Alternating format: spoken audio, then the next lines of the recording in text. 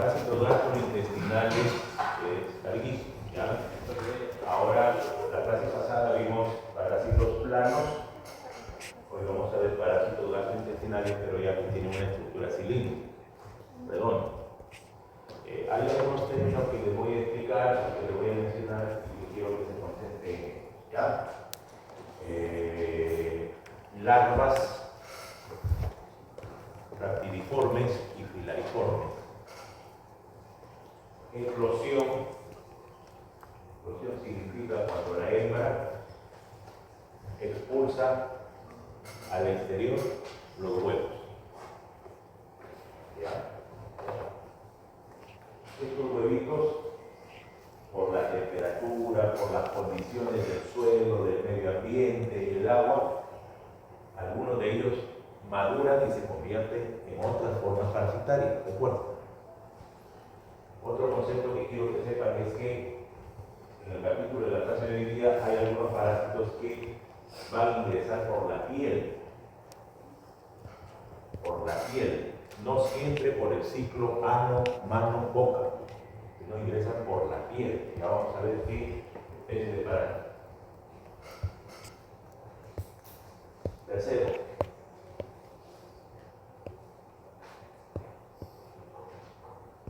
síndrome de Loeffler. Ya les voy a explicar qué cosa. Ciclo de Loff. Ciclo de Loss. Síndrome de Loeffler. Ciclo de Loss. No, fija. Bruxismo, ¿qué cosa era? Rechinamiento de los dientes.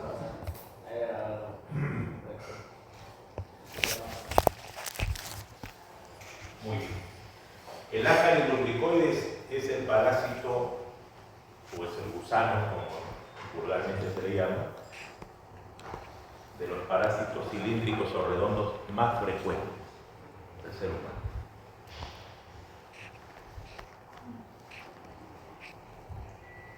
El adulto es un gusano cilíndrico, blanquecino, arrosado. El macho es más pequeño que la hembra, pero el macho se diferencia, ahí está con negrito, pregunta de examen, extremo caudal curvado. La imagen de la derecha es el ácaris lumbricoides macho, tiene su extremo caudal. El extremo caudal es el más lejano, ¿no? Curvadito. A diferencia de la hembra, vean ustedes que es más grande, es más voluminosa y su extremo caudal no es curvado. La hembra mide entre 25 a 40 centímetros, es más gruesa, ¿sí? Y capaz de producir, vean ustedes, hasta 200.000 huevos por día. Poquito nomás, ¿no? Los huevos pueden ser fértiles o infértiles. Los fértiles tienen una cubierta gruesa, rugosa y de color marrón por la bilis. ¿Por qué por la bilis? Porque recuerden ustedes que en las heces está, ¿qué cosa? La estercobilina, que es la que le da la pigmentación a las heces. Y la estercobilina es un compuesto producto de la degradación de los pigmentos biliares. Los infértiles son huevitos alargados, delgados, pero que son más grandes. Forma infectante. Forma infectante del ácaris lumbricoides es el huevo embrionario, o también denominada larva de tipo 2. Doctor, ¿y cuál es la larva de tipo 1? La larva de tipo 1 es la que pone la hembra, ¿sí? Y sale al exterior, al medio ambiente. El parásito adulto pone los huevitos y sale con las heces al medio ambiente, ¿cierto?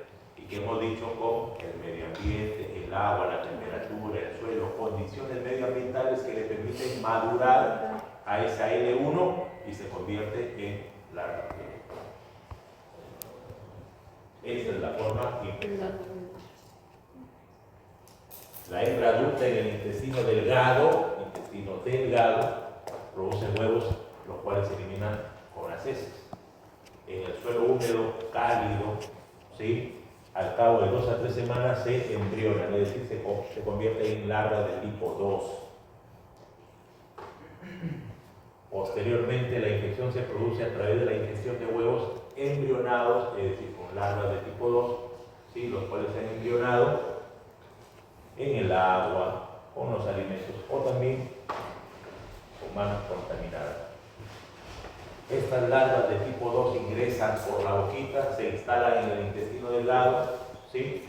Atraviesan la mucosa intestinal, pasan al torrente sanguíneo, toman la triada portal, específicamente por la vena porta, llegan al hígado, por vía sanguínea, se localizan en el corazón derecho y llegan al pulmón.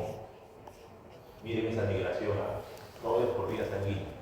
En los pulmones, ¿qué cosa? La larva asciende del tracto respiratorio inferior, ¿sí? Es decir, del alveolo pulmonar hacia el tracto respiratorio superior.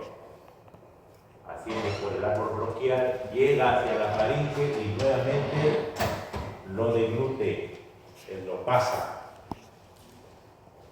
Laringe, esófago, estómago y nuevamente llega al intestino delgado.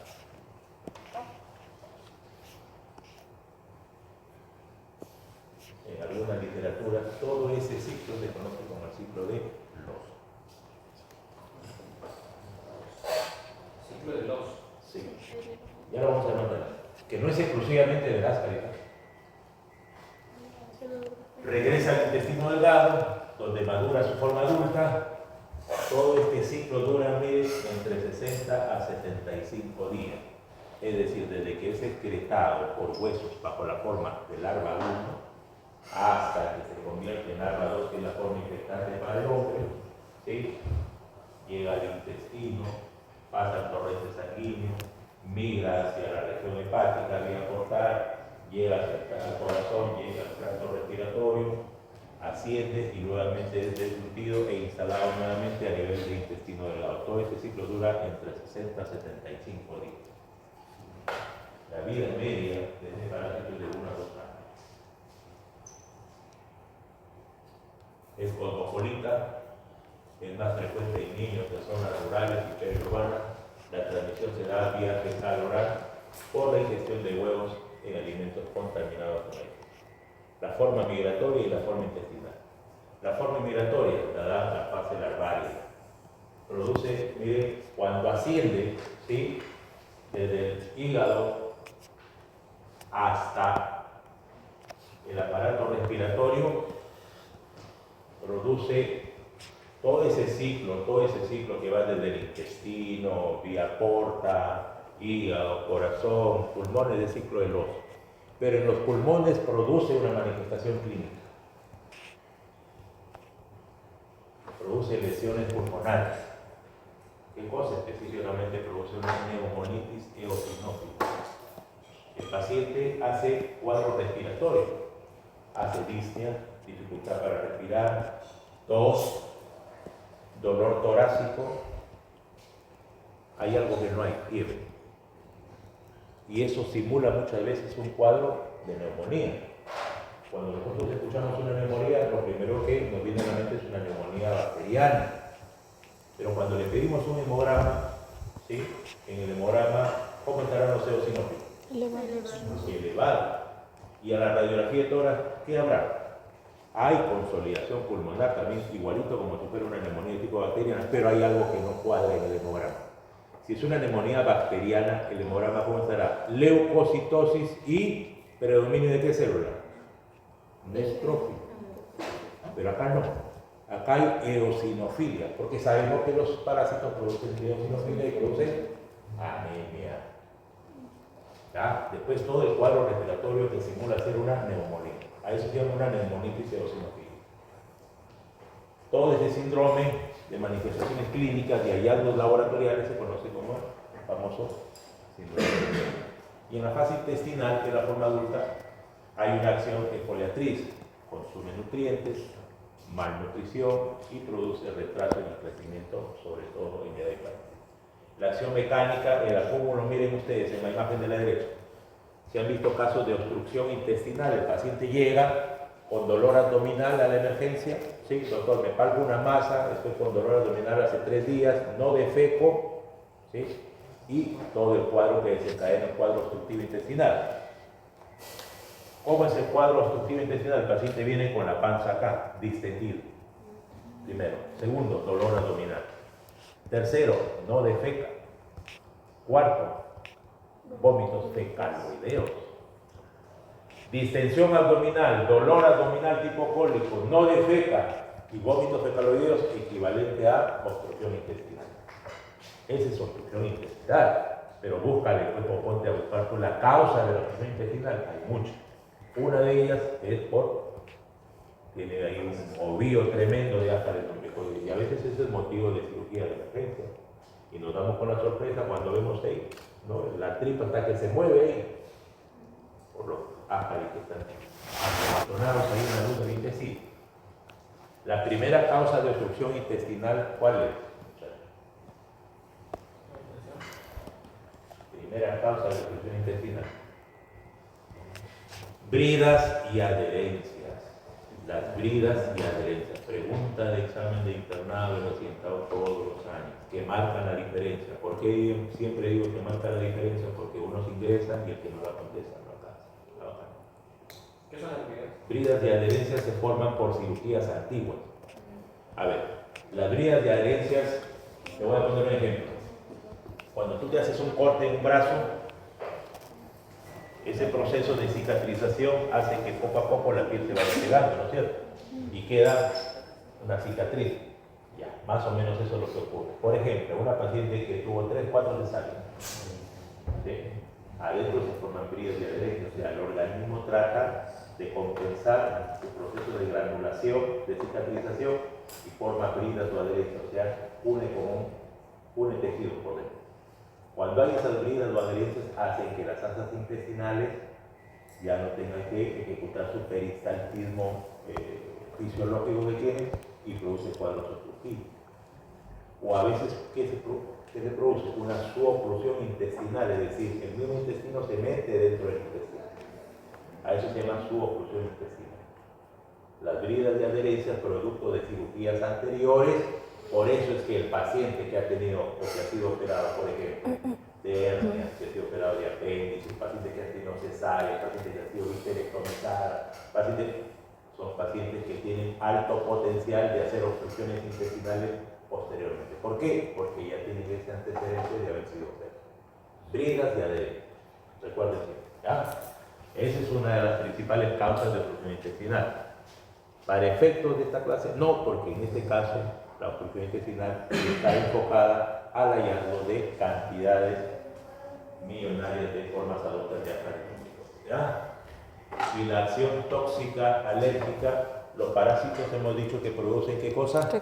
Viene la mamá con el niñito y dice, doctor, mi hijito para rascándose nomás todos los días, le pica el brazo, le pica la piel y usted debe estar contraparasitado, ¿ya? Por eso que en el tratamiento de la parasitosis no solamente será ¿qué cosa? Antiparasitario una vez de haber identificado cuál es el parásito que está causando la infestación por parásitos, sino también será antihistamínico, algunos que ellos producen, o da antihistamínico para evitar ¿qué cosa? El prurito en la piel que le produce la acción tóxica de algunos parásitos, ¿ya? Manifestaciones clínicas. La fase migratoria de la larva a nivel pulmonar, le produce tos seca, disnea, fiebre, no mucho, ¿ya? Fiebre no. Sin embargo, la literatura lo manifiesta así. Sibilancias, hemoptisis, miren ustedes, el punto con sangre. Hay infiltración pulmonar fugaces, hay eosinofilia típico de este síndrome. En la fase intestinal puede producir dolor abdominal difuso, náuseas, vómitos, pérdida del apetito. Como no se está nutriendo esos días que no consume nada porque está distendido, no defeca, ¿qué va a comer? No tiene ni apetito. Hay malnutrición y retraso en el desarrollo. Como complicaciones de la infestación por formas adultas de ácaros lumbricoides que puede haber, obstrucción intestinal, ¿ya? Sobre todo en niños con altas cargas parasitarias. Migración aberrante al colédoco. Este Ascaris hemos dicho que en el síndrome de Loeffler, ¿por dónde va? Perdón, en el ciclo de Loeffler, ¿por dónde va? Hemos dicho que pasa por la porta y después al hígado. Aquí muchas veces, ¿qué produce? Inflamación de las vías biliares. Al producir inflamación de las vías biliares, ¿produce qué cosa? Obstrucción de las vías biliares, intra y extrahepática, lo cual se manifiesta ¿en qué? En ictericia. Y muchas veces, como el árbol biliar el vecino limita con la segunda porción del duodeno. ¿Y qué desemboca en la segunda porción del duodeno? Anatomía. El panque conductor. ¿A través de qué conducto? Whisper. ¿Y el accesorio cómo se llama? Santorini. ¿Ya? Entonces, puede producir entonces, ¿qué cosa? Una pancreatitis también, ¿ya? También se han visto casos de ¿qué es lo que nosotros encontramos en el cuadro apendicular? Al interior del apéndice, cuando operamos. Por ejemplo, si yo opero a un paciente con una apendicitis y yo con mi bisturí secciono la apéndice, ¿qué encuentra dentro? Sí. ¿Qué cosa? Un fecalito.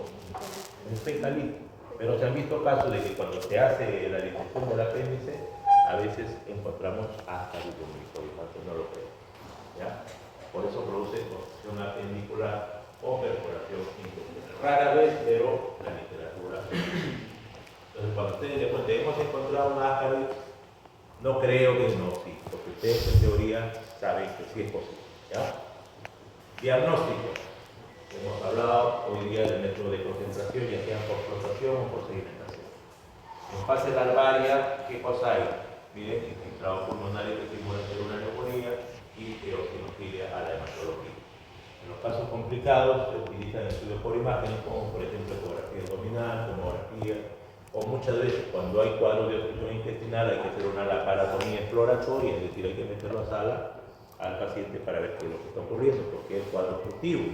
Y muchas veces nos damos una sorpresa de qué cosa es una obstrucción por ácaris umbilicoides. A la derecha vemos, miren ustedes, las diversas formas de este ácaris umbilicoide. En la imagen de la derecha, donde dice en la parte superior, la imagen última de la derecha, es un huevo de ácaris umbilicoides inferno. Miren ustedes la corteza, se llama mamelonada, ¿ya? La forma mamelonada siempre es la forma infértil de este ácaris. ¿Sí? Sin embargo, en la forma, vean ustedes, fértil, los mamelones desaparecen un poco, pero ya aparece la forma larvaria. ¿Verdad? Los mamelones ya no son tan evidentes como en la forma infértil, pero ya empiezan a observarse la forma larvaria. El huevo fértil vendría a ser el L2, que es la forma infectante para el ser humano. ¿Ya? Tratamiento: albendazol, mebendazol, ivermectina también. También se puede tener como alternativo el famoso de tirantero. Y en obstrucción intestinal muchas veces es quirúrgico el tratamiento. Prevención lo vamos a obviar porque esto ya es repetitivo en casi todas las parasitosis. ¿Ya?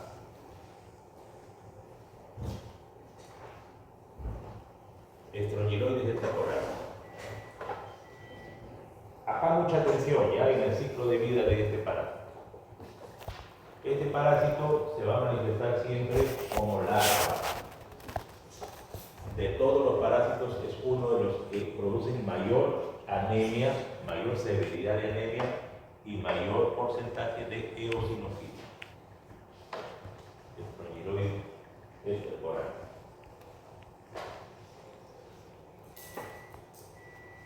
Miren ustedes, a la derecha es una forma adulta en un examen directo que muchas veces se mueve cuando está aquí.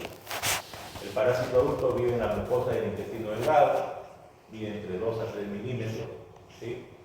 Son transparentes, filiformes. Las hembras son partenogenéticas. Partenogenéticas significa que no necesitan del macho para producir huevos. ¿Ya? Tienen forma de vida libre, viven en suelo húmedo, las larvas pueden desarrollarse en machos y hembras adultas de vida libre que se reproducen y generan más larvas. Las formas larvales, las formas larvales, ojo acá, 2 formas, muchachos. Estrongiloides extracorales, primero se presenta bajo la forma de larva. ¿Sí? La larva 1 es la larva rapidiforme o raptifoide. Miren, es L1. Esta se elimina por las heces, pero ojo, constituye la forma diagnóstica, más no la forma infectante. Pregunta del examen. La forma rhabditoide, rhabdiforme o L1 de estrongiloides esterporales es la forma diagnóstica, más no la forma infectada. En condiciones medioambientales hemos dicho agua, suelo, clima, esta madura y se convierte en L3. ¿Cuál es L3? Es la larva filariforme. Esta constituye la forma infectante. ¿Y por dónde va a ser su ingreso? Miren ustedes que tiene otro ciclo ya.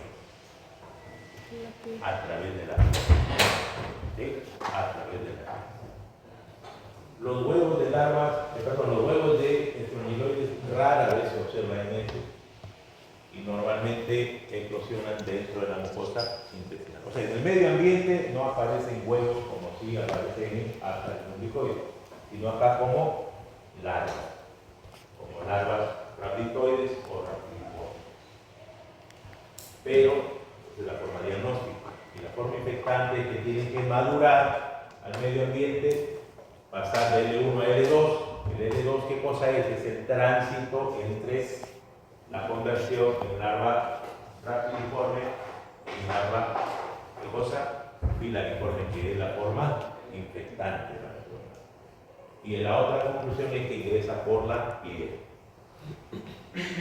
Miren ustedes, la hembra adulta en el intestino delgado eclosiona sus huevos como L1, estas salen como L1 al medio ambiente, en el suelo las larvas pueden seguir 2 días, miren ustedes.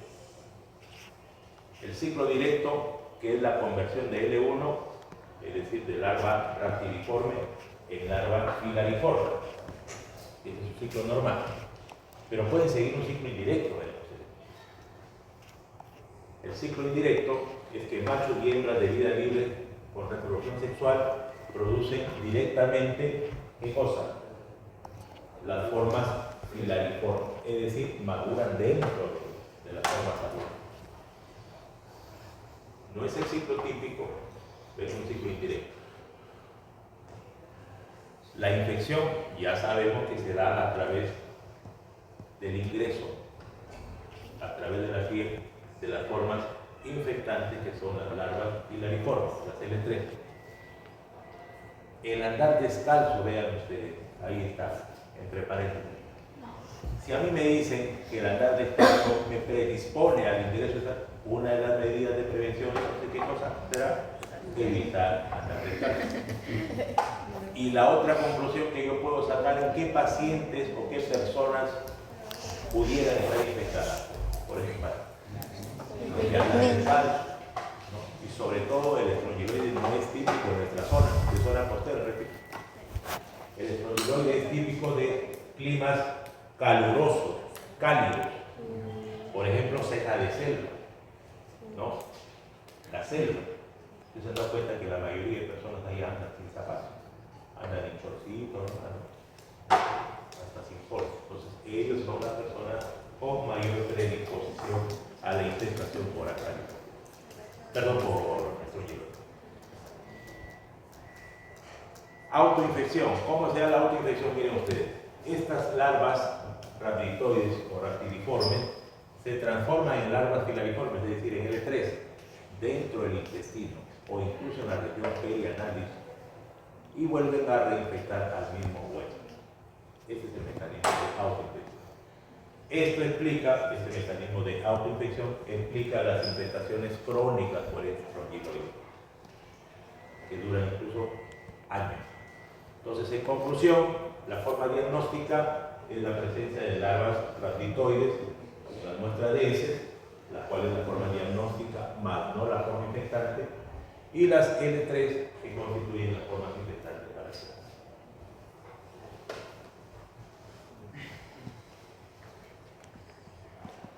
Es de distribución cosmopolita, ¿sí? Sabemos que los pacientes que están en mayor predisposición son los pacientes inmunosuprimidos, y en inmunosuprimidos sabemos quiénes están ahí, ¿no? Personas con enfermedad crónica degenerativa, niños, por ejemplo, en edad escolar, si no han sido vacunados por mucha mayor razón, trasplantados, pacientes oncológicos, pacientes con consumo de corticoides crónicamente y pacientes trasplantados. En piel, ¿qué produce? Miren ustedes, dermatitis pruriginosa en el sitio del plato.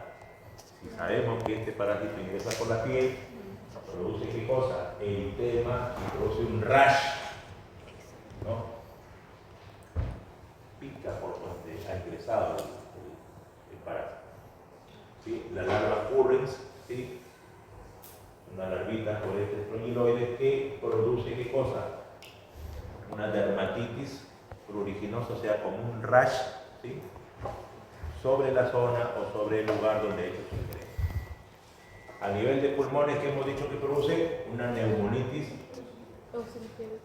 eosinofílica, al igual que los álcalis. A nivel intestinal, produce inflamación de la mucosa, puede producir, miren ustedes, diarrea, dolor abdominal y síndrome de mala absorción. ¿Se produce la autoinfección crónica? Sí, la cual puede durar años. Y produce un síndrome de hiperinfección, sobre todo inmunodeprimido. Miren, HLTV, ¿qué cosa es? Fue un virus que inicialmente se creyó que era SIDA. HLTV, muchachos, inmunología. Sí. Virus linfotrópico de células T humanas. En este síndrome de hiperinfección produce aumento masivo de las larvas, diseminación a múltiples órganos, sobre todo sistema nervioso central, hígado, riñón, y tiene una alta mortalidad debido a que se agrega una sepsis. ¿Por qué? Porque la infestación por estrongiloides, así como por otros parásitos, vamos a ver más adelante, produce ¿qué cosa? Infección secundaria por gram negativos oportunistas, que estas mismas larvas de parásitos arrastran. ¿Ya? Manifestaciones clínicas, las infecciones leves muchas veces son asintomáticas, en la aguda producen dermatitis en el sitio de entrada, larva currens, recuerden, a nivel pulmonar produce tos, eosinofilia, dificultad respiratoria, cuadros que simulan ser una neumonía también. Crónica intestinal, dolor abdominal difuso, diarrea alternando con estreñimiento, mala absorción, pérdida de peso, y en los casos de hiperinfección, sí, puede producir una neumonía grave, hemoptisis, meningitis, sepsis bacteriana, porque hemos dicho que las formas larvarias arrastran muchas veces bacilos gram o gérmenes gram negativos. La mortalidad en este caso, cuando se produce una hiperinfección o compromiso séptico, es de más del 70%. En cuanto al diagnóstico, a través de la observación de las ratizoides, ¿sí? Si son por métodos de concentración, es mucho mejor. Eosinofilia periférica en el hemograma a través de serología, a través del método de ELISA, y en los casos de hiperinfección puede ser demostrado con muestras de esputo, líquido cefalorraquídeo, orina, bilis, y ¿por qué? Porque en este caso de hiperinfección el compromiso es sistémico. Tratamiento: ivermectina, como alternativa tenemos albendazol, en casos de hiperinfección ivermectina por varias semanas hasta negativizar las muestras de heces. Y en caso de hiperinfección, cuando se ha agregado un proceso séptico, hay que tratar conjuntamente el cuadro infeccioso, agregado por infección bacteriana. La prevención, entonces, sobre todo, aparte de las medidas que ya conocemos, es evitar andar descalzo.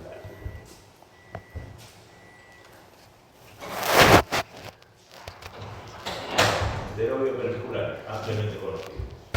El adulto es pequeño, color blanco, filariforme, miren, pequeñito. Mide el macho entre 2 a 5 milímetros y la hembra entre 11 a 13 milímetros. La hembra tiene un extremo posterior puntiagudo y vive en el ciego, en el apéndice y en el colon ascendente. Los huevos son ovalados, asimétricos y en forma de D. D significa que hay una parte plana y una parte convexa. Los huevitos miden entre 50 a 60 milímetros, tienen paredes transparentes, tienen una larga en el estadio embrionario rápidamente, en horas, es decir, son evacuados al medio ambiente y en horas ya se convierten en formas larvales, en huevos larvados. Son altamente infectantes y resistentes. La hembra adulta migra en la noche hacia la región perianal, deposita sus huevos. Estos huevos se embrionan rápidamente en 4 a 6 horas, miren ustedes, ya tienen la capacidad de ser infectados. La transmisión se da a través de una autoinfección directa, a través del ciclo ano-mano-boca, ¿no es cierto? Los huevitos llegan luego a la boca, ¿sí? Y el paciente se infecta. La autoinfección indirecta, estos huevos son expulsados, se almacenan, ¿no? En la ropa, en la cama, en los juguetes y nuevamente ingresan por la boquita de la persona, en este caso el niño.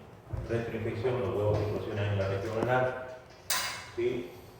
Esos huevos larvados ascienden muchas veces y se constituyen como formas adultas al interiorizarse nuevamente hacia la región del colon.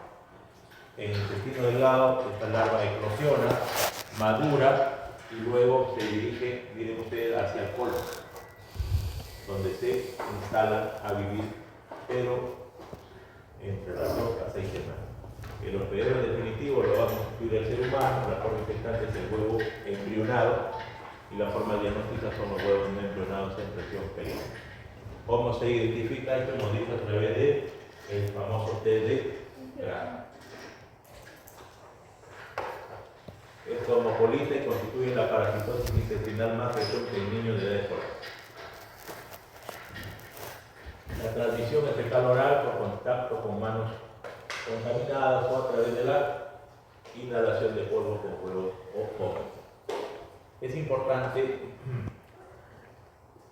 como costumbre, todos hemos tenido parásitos. Acá que diga que no, que todos hemos tenido parásitos. Ya, pero como medida general, siempre cuando tiendan su cama, les digo eso porque muchos no lo hacen. ¿No? Uno se levanta y regresa en la noche y dice, no, es un estudio de medicina. Siempre sacuden su cama, ¿no? Sus fracasos, pero sacuden al exterior. Ustedes la sacuden en el cuarto y está tu hermano ahí durmiendo todavía con la boca abierta. Lo que está haciendo es sacudir los millones de novios que tiene o que tiene el perrito o el niño y los está nuevamente consumiendo. ¿Ya? Son de alta contagiedad. Los adultos producen irritación mecánica en el mucosa intestinal o región perianal.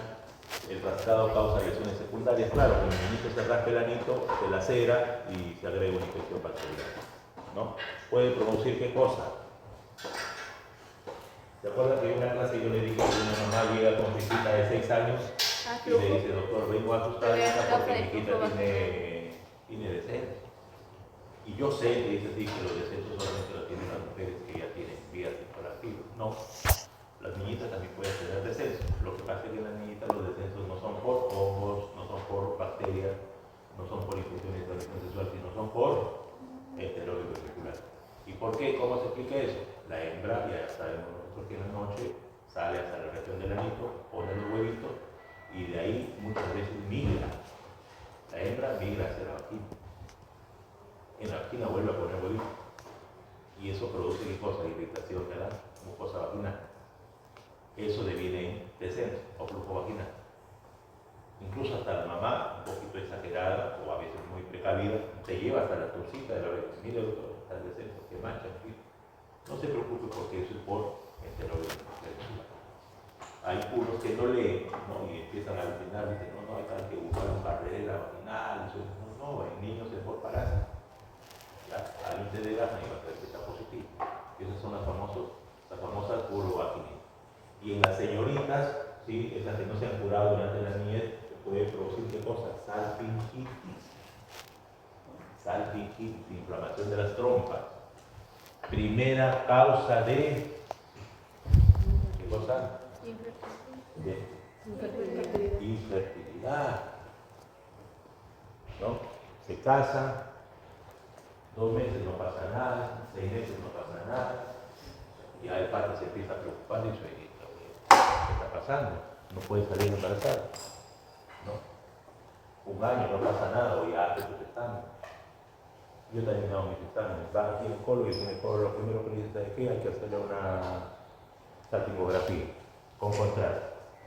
¿Sí? Se colocan el contraste ahí y vamos a ver que en las trompitas, ¿no? Que tiene que haber una luz así gruesecita, está bien reducida.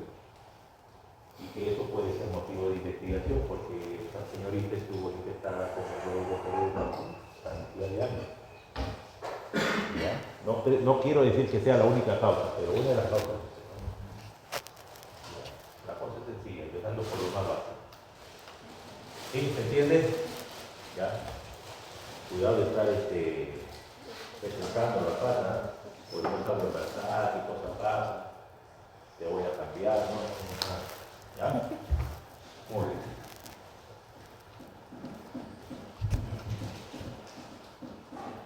Síntomas principales, prurito anal, nocturno, que es típico, insomnio, irritabilidad, eso ya sabemos, bruxismo. ¿Qué cosa es enuresis? ¿Qué cosa es enuresis?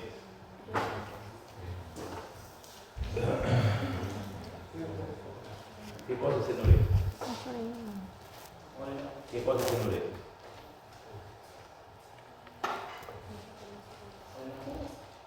Es la incontinencia urinaria. ¿Ya? La enuresis nocturna, una de las causas es por enterobio ventricular. No es la única cosa.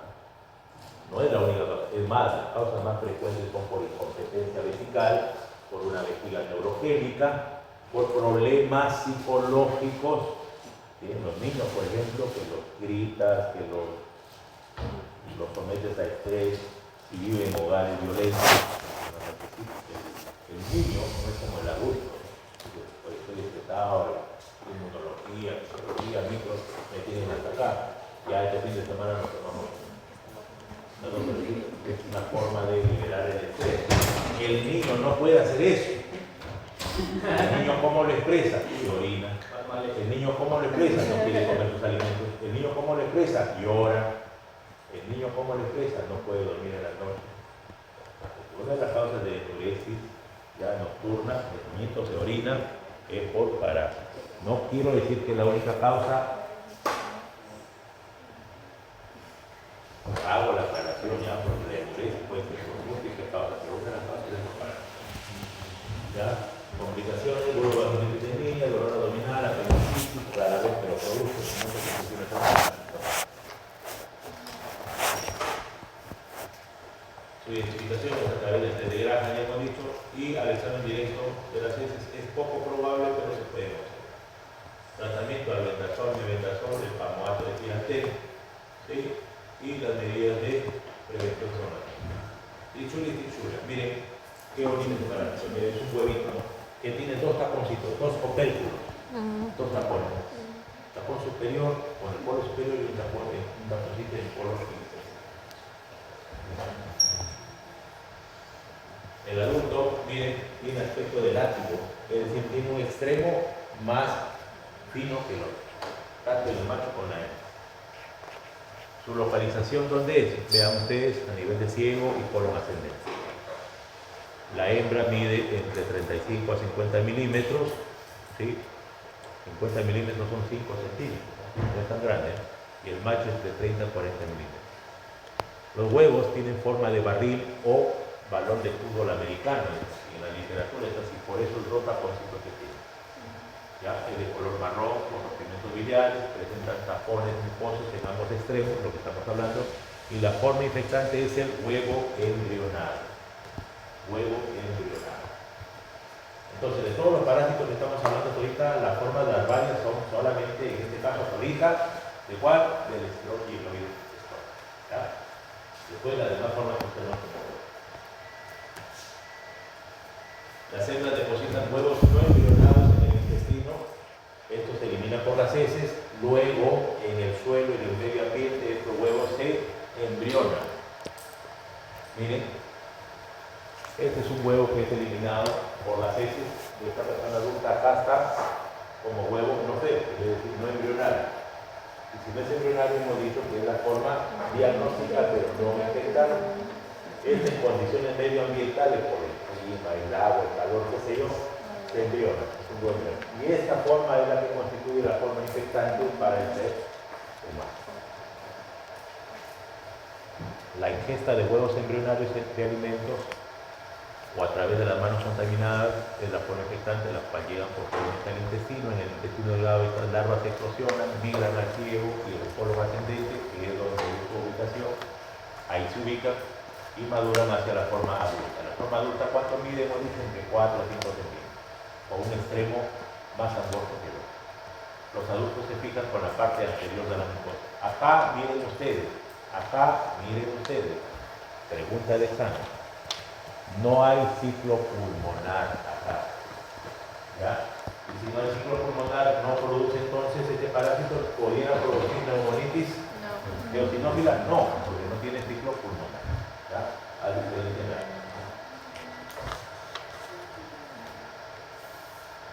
Ecobolita, sí, afecta principalmente a niños, la transmisión ya sabemos que es fecal oral, el parásito se fija con la parte delgada en la mucosa, produciendo inflamación y microhemorragia. Puede producir colitis crónica. Miren ustedes, a ver, si produce microhemorragia en el colon y produce colitis, que es inflamación, ¿qué puede producir? Diarrea con moco y sangre. ¿Ya? Con cargas elevadas, vean ustedes, diarrea con sangre, anemia, retraso de infecciones leves, generalmente es asintomática, y infecciones moderadas, produce dolor abdominal, diarrea, pérdida del apetito, anemia hipocrómica por pérdida crónica de sangre, retraso del crecimiento de niños, y infecciones severas, vean ustedes, diarrea, mucosanguinolentas crónicas, prolapso rectal. Esto es típico, ¿ah? Miren ustedes, tenesmo y pujo. Esto es típico. La mamá les va a traer al niñito. El niñito que está recontraparasitado. Llega llorando la mamá y dice, doctor, te le ha salido el ano a mi hijito. Cuando ustedes ven, verdaderamente está ahí el anito como una fresita, así. Eso se llama prolapso rectal. Como una fresita. El ano no es así, el ano es un pliegue, o pliegue, ¿no es cierto? Y está cerrado porque hay un anillo. Pero aquí no, aparece el anito del bebito como una fresa, así tal cual, como una fresita roja. Que se ha producido, ¿por qué?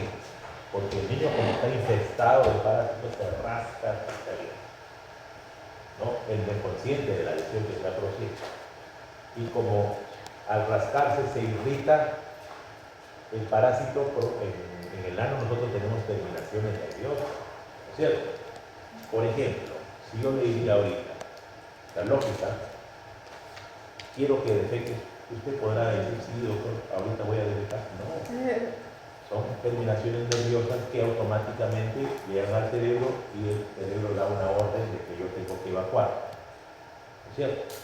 Y esa terminación me da una orden. ¿Por qué? Porque me da la sensación de empujar.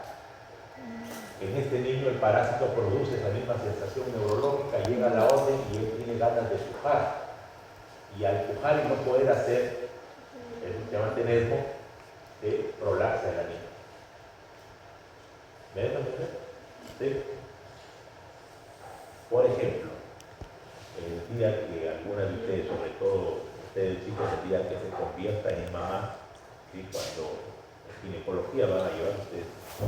Cuando las maniobras de Diopo, cuando el niño ya ustedes hayan completado su semana de gestación, cuando ya empiecen a dilatar, ¿sí? Primero, ¿qué cosa? Se rompe la membrana, ¿cierto?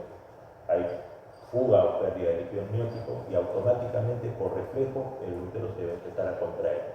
¿Qué interviene ahí? La oxitocina. Se empieza a contraer, ¿para qué? Para que de los fondos uterinos el niño ya vaya descendiendo. Una vez que va dilatando, el orificio cervical se dilata, ¿no? Siempre hemos escuchado, no, todavía está con 3 de dilatación, reparte. Llega el ginecólogo y dice, no, ya estás en 5, y el ginecólogo y el otro ginecólogo, y el residente de tercer año, y el residente de segundo año, el residente de primer año, y hasta el interno quiere hacer tacto ahí, ¿no? Y a veces la mujer se molesta, y no, a los colegios médicos no hacen nada, ¿por qué tienen que mandar a todos? Eso les va a pasar. No, cuando un estudiante quiero hacer pero quiero hacer tanto para aprender, ¿no? Porque va a llegar un momento que cuando la mujer complete la dilatación, la obstetriz o el médico le va a decir, te va a dar ganas de querer ir al baño a hacer popó. Cuando tú tengas ganas de pujar, ahí avisa. ¿Por qué? Porque en ese momento ya la cabeza del bebé está próxima a la vagina. Y es cuando la paciente dice, doctor, quiero pujar, y tengo ganas de pujar. Ya. ¿Tiene ganas de hacer la patita bien? Sí. Ya. Sube a la camina, ya hice todo. Sí. El niño también. Esta sensación por parásitos le da ganas de pujar, pero él no puede detectar. Encima se rasca, se irrita y se prolapsa. Eso está bien. ¿Me entiendes? En cuanto al diagnóstico, ¿sí? A través de métodos de concentración o de visualización directa. El conteo de huevos, dice el programa de se da a través de la metodología. Es una técnica CATO-CAS, dice, útil para valorar la intensidad de infección, es decir, la carga parasitaria. Y a la colonoscopía es posible ver a veces estos huevitos de Chichuri, ¿sí? En la mucosa del colon. En casos graves, es decir, cuando la infestación es demasiada. El tratamiento es con mebendazol o albendazol. Se puede utilizar también ivermectina y nitazoxanida, ¿sí? Y en casos en los que produzca una infestación severa por estos parásitos y en los cuales hay anemia, hay que dar tratamiento con hierro y soporte nutricional. ¿Sí? Las medidas de prevención son las que. Decatur América. La forma adulta mide entre 6 a 9 milímetros, el extremo posterior expandido en una bolsa populatriz y la hembra mide entre 9 a 11 milímetros. La boca de este parásito presenta una cápsula bucal armada con placas portantes. Esta tiene placas portantes que lo diferencia del ancilostoma duodenal que tiene dientes. Se fijan a la mucosa intestinal y succionan sangre. Si succionan sangre, entonces producen anemia severa y producen mayor porcentaje de eosinofilio. Los huevos son ovalados, transparentes, que miden entre 40 a 60 milímetros, tienen una cubierta delgada, son indistinguibles del ancilostoma duodenal. Si yo veo la forma adulta de estos parásitos y me dicen, doctor, ¿es un necator o un ancilostoma? No se puede distinguir. ¿Sí? No se puede distinguir. Es como que me pregunten, doctor, ¿se puede distinguir al examen directo un huevo de Tenium de un huevo de Tenesolio? No. ¿De Tenesaginato? No. Tampoco. Por eso se informa como TNC. ¿Ya? Es indistinguible. Miren ustedes, están resaltaditos con él. Las larvas, la forma rapidiforme que es la larva 1, ¿sí? Es de vida libre, pero en el suelo y condiciones medioambientales se transforma en L2 y finalmente en larva filariforme, que es la L3, que es la forma infectante para el ser humano, la L3, la forma larvaria, filariforme. Y la forma diagnóstica es la L1, que es la larva rapidiforme o rapitoide. Los huevos se eliminan con las heces al suelo, esto se eclosiona bajo la forma de larva rapidiforme, que es la forma diagnóstica, ya la sabemos. Evolucionan a larvas filariformes, miren ustedes, entre los 5 a 10 primeros días.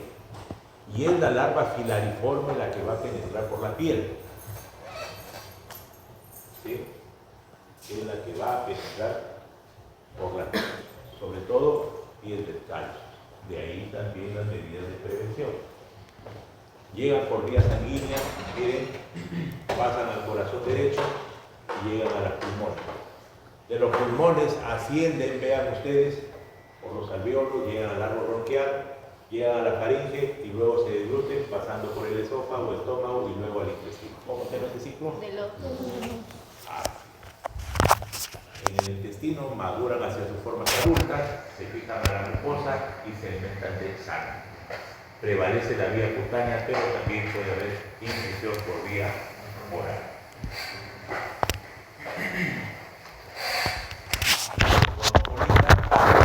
Dice factores de riesgo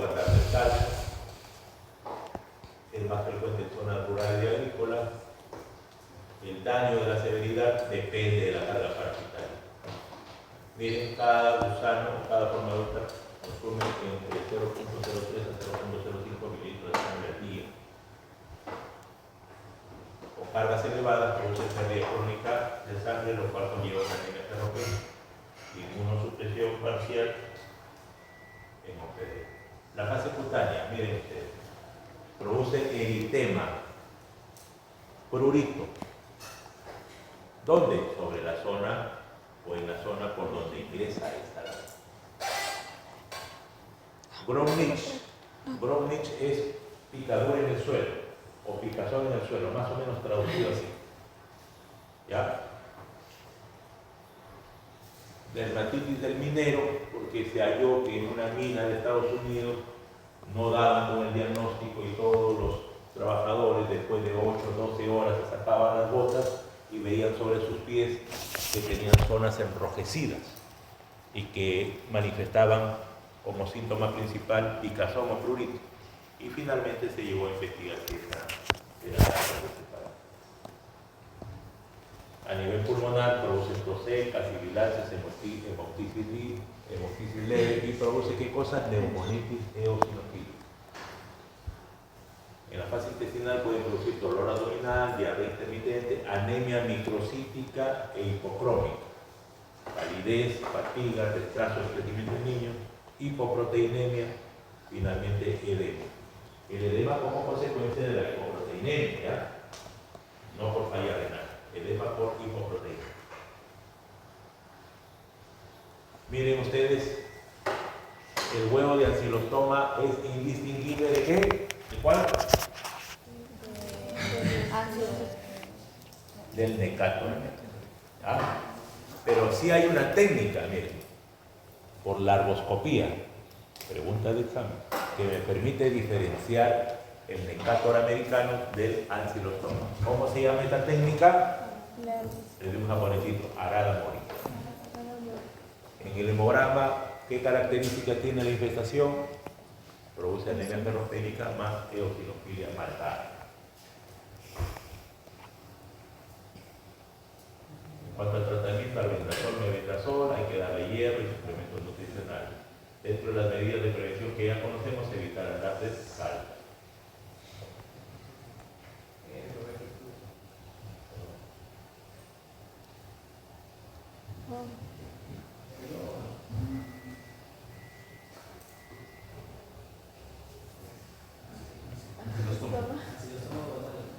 Aquí pasamos rapidito porque es básicamente lo mismo, ¿no? Esta es la larva, este es el huevo, es indistinguible, vean ustedes, del necator americano, igualito, ¿no? Se presenta como larva 1, que es la forma de diagnóstico, pero no infectante, y la larva 3, que es la forma infectante. ¿Sí? Igual acá, miren, la penetración incutánea también puede ser por vía oral, ¿sí? Pero en la lactancia materna también puede darse la infección. ¿Qué significa larvas hipobióticas? Lo apruebo del curso ahorita. Larvas hipobióticas, por ancilostoma. Las larvas hipobióticas son las que entran en un estado de latencia.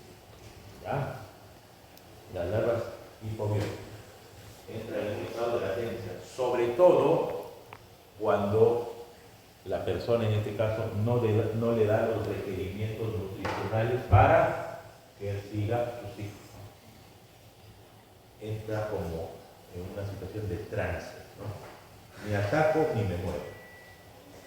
Hasta que en la primera debate, en la primera oportunidad que la persona, en este caso lo que es la madre gestante, le dé la oportunidad, los nutrientes para que él continúe su ciclo, se activa. ¿Ya? A eso se llaman larvas hipobióticas. Están en un estado de latencia. ¿Ya?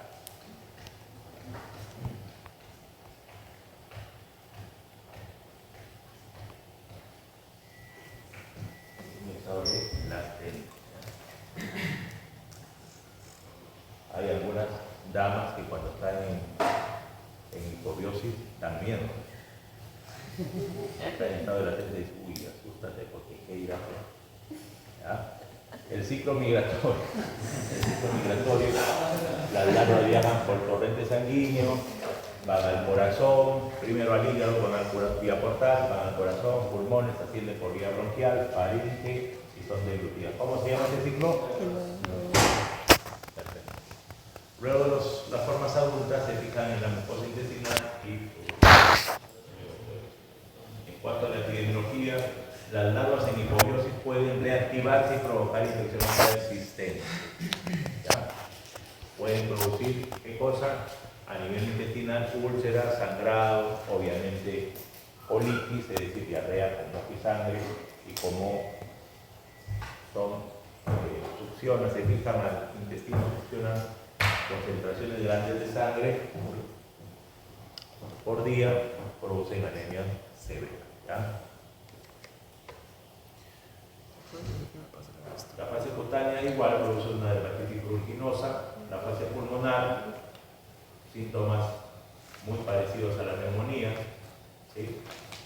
La fase intestinal, dolor, náuseas, diarrea, anemia, palidez, astenia, retraso del crecimiento, edema por hipoalbuminemia.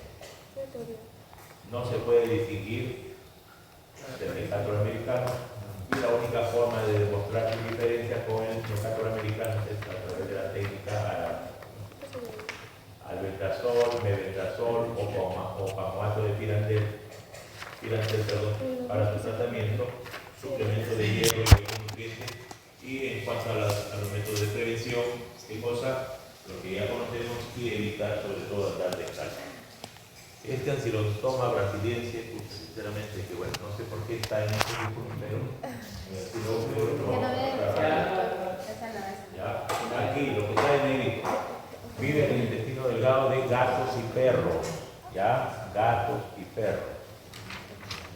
Bajo la forma de este huevo se liberan a través de las heces, pero de estos animales domésticos, de perros y gatos. Presenta también bajo la forma larvaria, la larva del tipo 1, que es la forma diagnóstica, y la larva del tipo 3, que es la forma infectante para el ser humano, pero que esta va a ingresar o va a penetrar por la piel. ¿Sí? Los huevos son eliminados en las heces del perro o del gato, llegan al medio ambiente, en suelo húmedo. Estas larvas radicoides se convierten en larvas filariformes, que es la forma infectante. El humano es un huésped o un hospedero accidental, digamos. Las larvas filariformes, o sea, las larvas que van a penetrar la piel, no van a migrar al intestino. Estas larvas quedan en la epidermis y en la dermis, ¿sí? Causando ¿qué cosa? Lesiones cutáneas vertiginosas. Y por otro lado, no hay maduración a la forma adulta, lo cual produce una infección limitada a larvas migrantes. Por ejemplo, este ancilostoma no hace el ciclo de Krebs. ¿Ya? No hace. Es otra diferencia, ¿sí? Bueno, es de distribución cosmopolita, zoonosis, el contacto directo con arena, suelo o playa contaminada con heces de perros y gatos es una fuente alta de contagio. Los humanos son hospederos accidentales, nada de negrito, no completan el ciclo intestinal. ¿Ya? En cuanto a la patogenia, dice, las larvas filariformes penetran la piel, van por migración subepidérmica, produce una reacción inflamatoria local, produce erupción pruriginosa, vertiginosa, con vesículas y trayectos lineales, ya vamos a ver por ahí una imagen. No invade otros órganos, no hay eosinofilia sistémica importante. ¿Ya? A diferencia de lo que sí hace el ancilostoma duodenale y lo que hace también el mecátor americano. Esta no hace ciclo, ¿ya? La brasilense no hace. Miren ustedes, ahí la larva solamente queda en la zona, ¿ya? Lesiones vertiginosas. A eso se llaman lesiones vertiginosas, es la forma larvaria la que está por debajo del epidermis. Producen intenso prurito, el cual empeora con el rascado. Localización, miren ustedes, más frecuente en pies, piernas, glúteos o manos. Lesiones pueden persistir semanas o meses si no se trata a tiempo.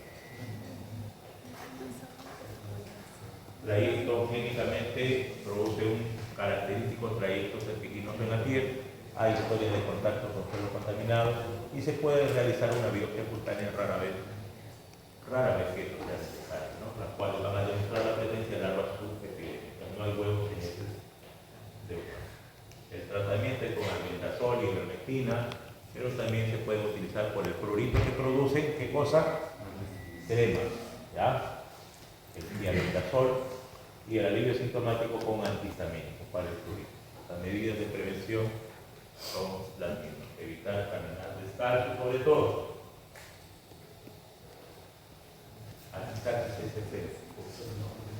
Hasta nos han traído un japonesito. ¿Ya? La forma adulta se desarrolla en mamíferos marinos, vean ustedes.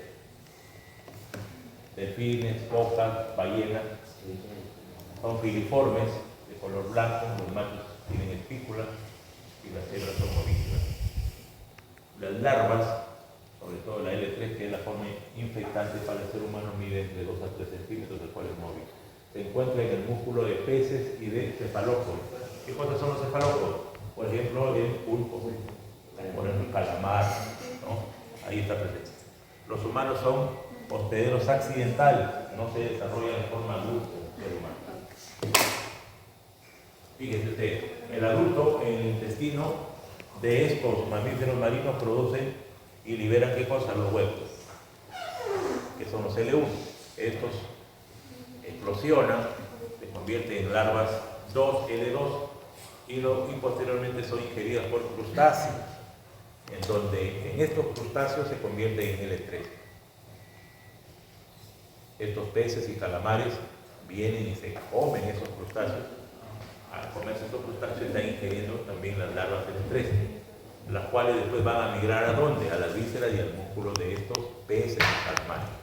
Los humanos ingieren posteriormente el pescado, estos peces, calamares crudos o pobremente cocidos, ¿sí? En donde se infesta bajo la forma de L3, que posteriormente llega a dónde? Al estómago o al intestino del ser humano. En el ser humano, por si acaso hago la aclaración, no hay maduración de forma madura. ¿Sí? Y esta larva produce en el ser humano la anisakiasis. Es cosmopolita, es más frecuente en productos marinos, bacalao, medusa, salmón, sardina, calamar, ¿sí? Pero que también hay que tener en cuenta la preparación, porque eso sí podría ser una fuente de contacto. Por ejemplo, ¿no? Los ceviches, ¿sí? Sushi, pescados ahumados, por ejemplo, ¿no? Carpaccio, ¿qué cosa es carpaccio?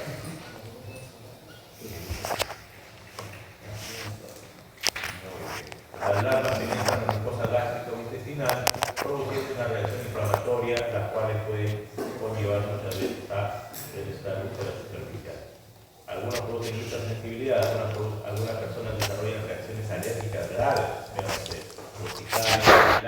incluso sin infección. Manifestaciones clínicas a nivel gástrico, que es la mayoría de casos de infestación por este parásito, producen dolor abdominal súbito, náuseas, vómitos, hemorragia digestiva leve, en algunos casos. A nivel intestinal, ¿sí? Pueden producir dolor abdominal difuso, fiebre, diarrea, puede simular un cuadro apendicular, miren ustedes, una diverticulitis y una inflamación del hígado, es decir, una ileitis. La larva migrans ectópica es rara, pero puede afectar el peritoneo y tejido celular subcutáneo y puede producir finalmente reacciones alérgicas como urticaria, angioedema y anafilaxis. La observación puede ser a través de ¿qué cosa?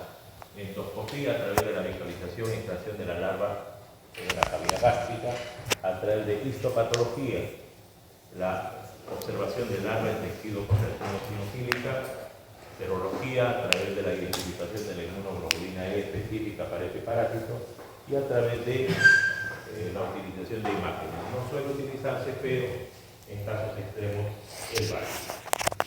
El tratamiento para la infectación por este parásito a nivel gástrico es la extracción de ese parásito por endoscopía. A nivel intestinal, sí, puede ser con la utilización de antiinflamatorios o quirúrgicamente también. Y las reacciones alérgicas a través de la utilización de antihistamínicos y corticoides. ¿Sí?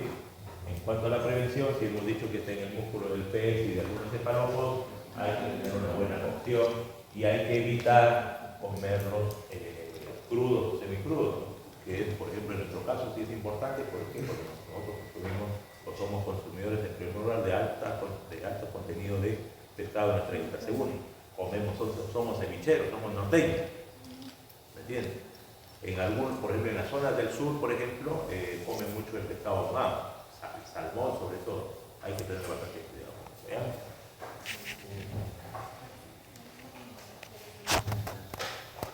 Y terminamos aquí. Filarias. Dentro de las filariasis o de las filarias tenemos varias familias. Tenemos la familia Onchocercidae también, con sus distintas especies que vemos ahí. ¿Sí? Varias. No es frecuente en nuestro medio, ya los humanos somos predadores definitivos y los vectores pueden atribuirse a quiénes, a mosquitos y simúlidos. ¿Qué cosas son los simúlidos? Las moscas negras, ¿sí? Que pueden ser vector, es decir, que pueden transformar el. La forma adulta tiene localización en los linfáticos, en los conductos linfáticos, en el tejido celular subcutáneo o en la conjuntiva, en el ojo. ¿Sí? Las microfilarias, ¿no? Que son las larvas, la forma larvaria que circula en sangre o reside en la piel es el estadio infectante para el vector, en el cual se convierte de L1 en L3 en el mosquito o en el insecto y son detectables en sangre periférica. No todas las especies, pero algunas son detectables en sangre periférica. Las formas adultas en humanos producen microfilariasis, es decir, formas de microfilarias, o también llamadas L1. Estas microfilarias presentes en sangre o en piel son ingeridas por el insecto o vector, en este caso el mosquito o la mosca negra, como durante la picadura. En el vector se convierte, miren ustedes, en L3, que es la forma infectante. El vector pica nuevamente, dice, esa L3 ya infectada con la larva infectante o L3, penetra la piel humana y así se completa el ciclo. Es decir, el vector se infecta del ser humano, ¿sí? Pero transmite nuevamente al ser humano bajo su forma infectante, que es L3. Los adultos se desarrollan y producen nuevas microfilarias y de esta manera se completa el ciclo. Miren ustedes esa imagen de la derecha, es una elefantiasis. Cuando, como hemos dicho, que esta filaria se instala en los conductos linfáticos son, ¿qué cosas? Son los medios por donde se desagua, ¿qué cosa? La linfa. Entonces, estas filarias, al producir una obstrucción de esta linfa, hace que, obviamente, que no haya una buena resorción o una buena circulación de ese líquido linfático, y miren lo que produce, una elefantiasis. ¿Ya?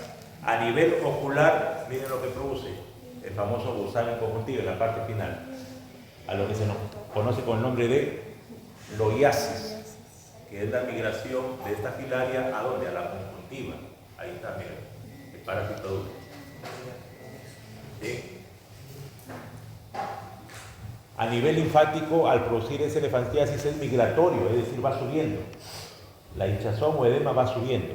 Y puede producir también, ¿qué cosa? Un edema escrotal o un edema testicular.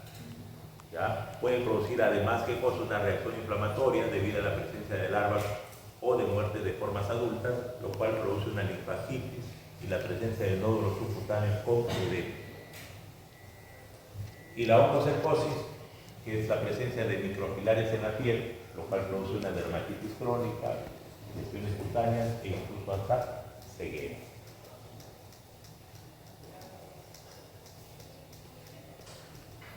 Mire, ese es otro caso de elefantiasis, mire, unilateral, mire la pierna izquierda, ahí ya no se observa ya tobillo, nada de eso, ¿no? Hay un edema crónico, la piel engrosada, deformidad, esa es una elefantiasis linfática. ¿ya? Y la loiasis, que es un edema migratorio, ¿sí?, de este parásito en su forma adulta hacia la esclera y conjuntiva de la persona. ¿Ya? Eso sí lo podemos ver en la práctica. ¿Sí?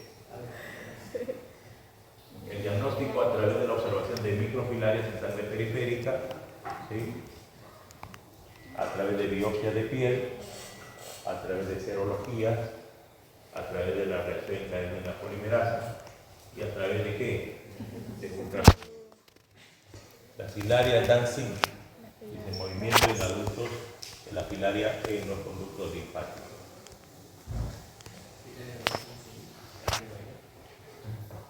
El tratamiento viene con diethil, arbamazin, ¿sí?, ivermectina, albendazol e incluso tratamiento quirúrgico cuando el caso, por ejemplo, se trata de una filaria a nivel de conjuntivo o de esclera.